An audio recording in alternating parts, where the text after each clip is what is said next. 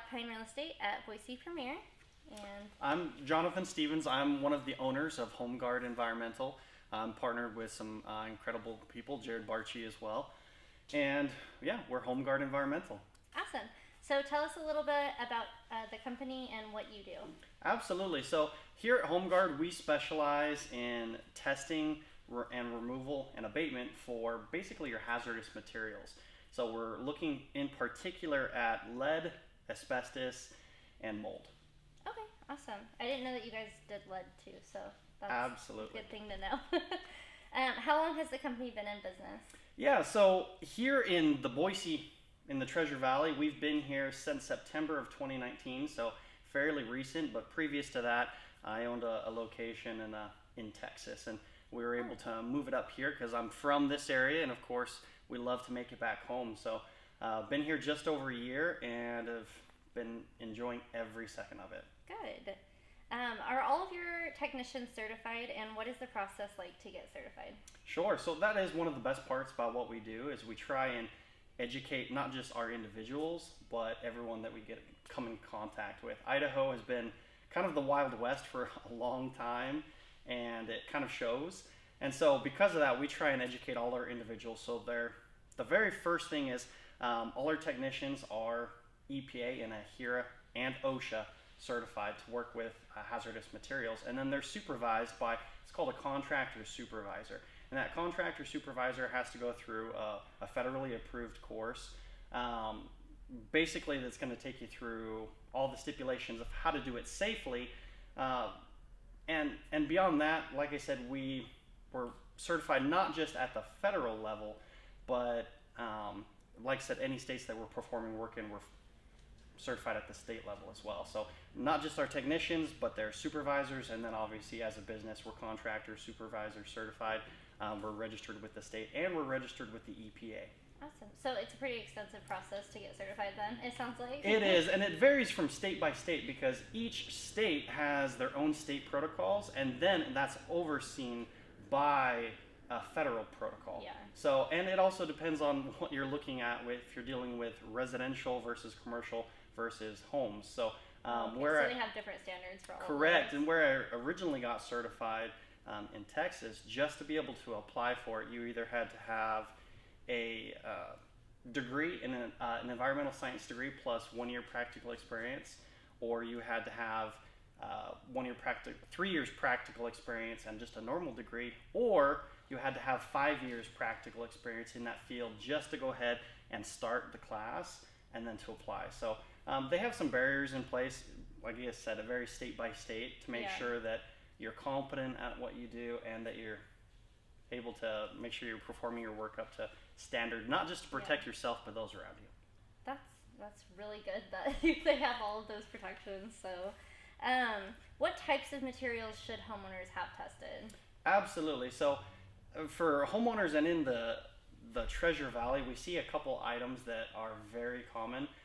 One of the most common is drywall. So you wouldn't really think so when people typically think asbestos. They've heard of it, but they don't really know much about it. Mm-hmm. And we find it very commonly in not the drywall itself, but the texture that's on top of drywall in homes that are older than 1985. So it's very common. We call it in crow's feet texture, and it looks like it's kind of a sponged on or spackled on kind of texture. We find it very commonly in popcorn ceiling. We also find it very commonly in old vinyls with paper backing and in tiles. So if you're looking at old tiles, if they're 9 inches by 9 inches, then we use a saying 90% of the time they're asbestos positive. And if they're 12 inches by 12 inches, then 90% of the time they're negative for asbestos. Well, that's a good rule of thumb, I guess. Yeah, and of course, if you're in one of these older homes and they have old boiler equipment and things like that, a lot of their pipes were covered with, we call it TSI or thermal insulation, and that thermal insulation, it's a great insulator, but it contains a lot of asbestos, and those are what you should be more wary of because it can become what we call friable. And asbestos is an incredible building material. It's still one of the best building materials that we know of. It's so good that our bodies can't process it when we inhale it. So if it's in an intact state, we're not messing with it, it's perfectly safe. But if you pulverize it or make it what's called friable, then all of a sudden we can inhale it and it becomes damaging. And TSI and certain materials, they can crumble easily, and that's when it's dangerous. Okay, so if someone has it in their home, it's okay to leave it, but if they're doing like a big renovation project, that's when it's a concern. Correct. So Okay. yeah, a lot of people, they hear, oh, I have asbestos, and Yeah. they get all freaked out. But really, it's an incredible material. It adds longevity. It adds insulation. It's fireproof. It's chemical resistant. It's a miracle mineral. But Just really bad for you. yeah, it's just very bad for you if you pulverize it, and so you don't want to be ingesting it. You don't want to especially be breathing it. Yeah. So if it's in intact state, great, leave it. But if you decide you want that popcorn sealing down, test it. Which a lot of us do. Yeah, test it before you pull it down. Okay. So just a brief summary, you kind of talked about it a little bit, but what is asbestos? Yeah, so asbestos, it's a mineral. It's naturally occurring, so you'll find it out in deserts and things like that. There's different types of asbestos. The most common type of asbestos that we run into, it's called chrysotile, and it's very fibrous. The fibers are they're itty bitty. That's why you have to use a HEPA filter, which is 99.9% effective for filtering those out down to 0.03 microns. But like I said, they stay airborne for a long time as well. So it's a mineral. They used it in everything from brakes to fireproofing to texturing to floor tiles. They used it in clothing. Even way back when, they used it for artificial snow for Hollywood. Oh, safe. Yeah, excellent. And it was this miracle mineral until they started noticing that there was trending with it causing mesothelioma, which is the cancer that's in correlation with it. Mm-hmm. It's basically the long-term effects. yes, of it, and then asbestosis, which is essentially scarring of the lungs.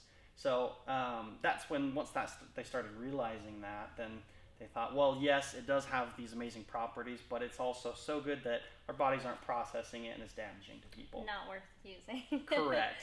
Okay.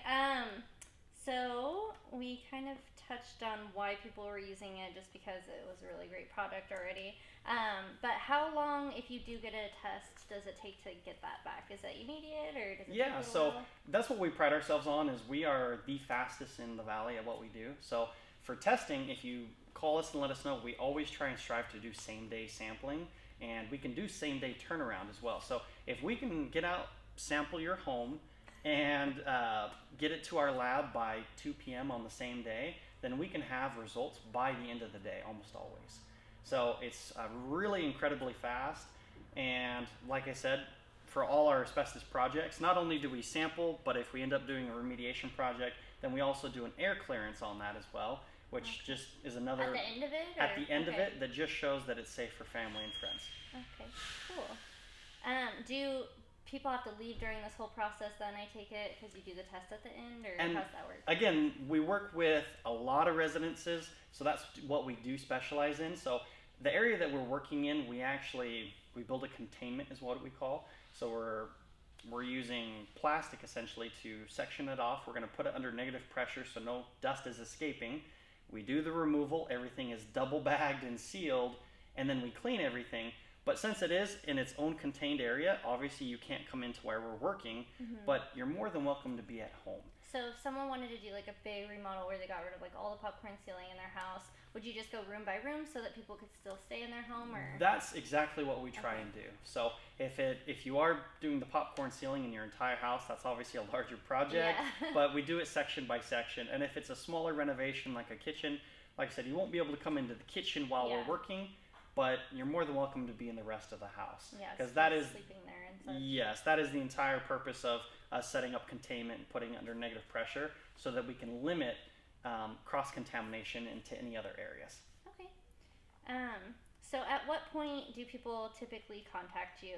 Is it like just when they're doing remodels, or I know you do some lead and mold, so what's the most So that you get contacted it all depends on what your project is. So we work with a lot of water mitigation companies, and that's all of a sudden their toilet floods, or their water heater's broken, and all of a sudden you have an emergency, the water mitigation, so you're going to call a plumber, and the plumber's going to go out, take a look, and try and fix it.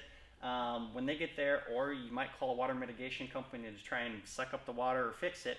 But before any of the removal can start, that's where you need to get us involved, is because before any of the drywall, any of the flooring material, possibly any of the ceiling can be removed, you need to get it tested, so that way they're not endangering their workers, but more importantly, so you're protecting your house. The last thing you want is to be able to start tearing stuff out, and you're possibly exposing yourself and your family to something hazardous. Yeah. And if you're doing your own, just a remodel or a renovation, then yeah, just right at the beginning, when you're kind of getting a scope of what your project is, figure out what you want to fix or what's going to be removed, and then give us a call. And I'm a certified building inspector. We have several here at the office, and we'll come out and we'll identify, according to your scope, what areas should be tested. Okay, great. So kind of to wrap things up, what safety advice do you have for homeowners? Yeah, so, and again, we try and educate as much as possible, and that's to first just be aware of what is potential in your home. So if you're in a home that's 1985 and earlier, then be aware that there could possibly be asbestos materials in your house, and that's okay. It's going to add longevity. It's a great building material again, but be aware that if things are falling into disrepair, they're starting to crumble, or you're going to be doing a project, then just be aware, get it sampled. It's worth the peace of mind to just get it sampled and be able to do it properly than not know and potentially harm yourself. Yeah, long term, so. Correct. Okay, well great. Thank you so much for your time and teaching everybody a little bit more about asbestos. I feel like everyone's heard that word, but not a lot of people know details on it. So thank you. I appreciate all of the knowledge. Absolutely. And like I said, and the same goes for, lead and or mold. If you have a mold project and we're willing to come out, take a look at it, do an inspection for you. If you even have concerns about it, we can do air sampling, we can do, sampling of surfaces. And if you suspect and you don't want to crawl around your crawl space, we have guys for that too. So Awesome. Let us know. Well, thanks again.